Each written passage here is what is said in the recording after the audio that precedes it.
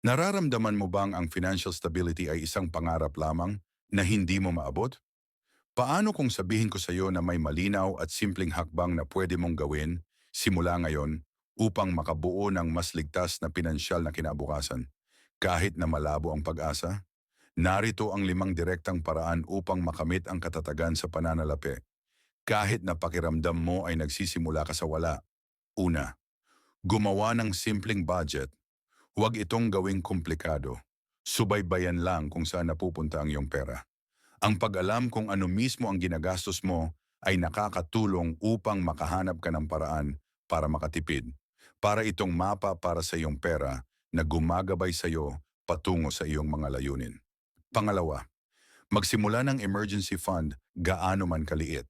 Kahit 50 piso o 100 piso sa isang linggo ay lumalaki. Ang pondong ito ang iyong safety net para sa hindi inaasahang gastos na pumipigil sa maliliit na problema na maging malaking krisis pinansyal. Nagbibigay ito sa iyo ng kapayapaan ng isip. Pangatlo, bayaran ang mga utang na may mataas na interes. Unahin ang mga utang tulad ng credit card o personal loan. Mabilis lumaki ang mga utang na ito at maaaring magpahirap sa iyo.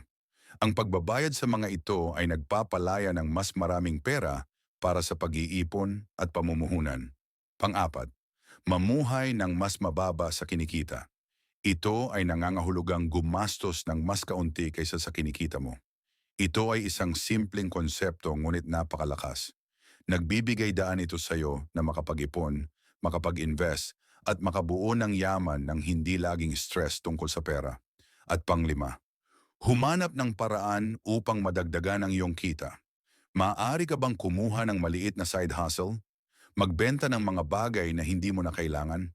Kahit kaunting dagdag na pera ay maaaring magkaroon ng malaking pagkakaiba sa pagpapabilis ng iyong pagunlad sa pananalapi at mas mabilis na pagbuo ng iyong ipon. Tandaan, bawat paglalakbay ay nagsisimula sa isang hakbang. Hindi mo kailangan maging perpekto. Kailangan mo lang magsimula. Ang mga hakbang na ito ay kayang gawin at bawat isa ay naglalapit sa iyo sa isang kinabukasan kung saan mas kontrolado at mas may pag-asa ka tungkol sa iyong pananalapi.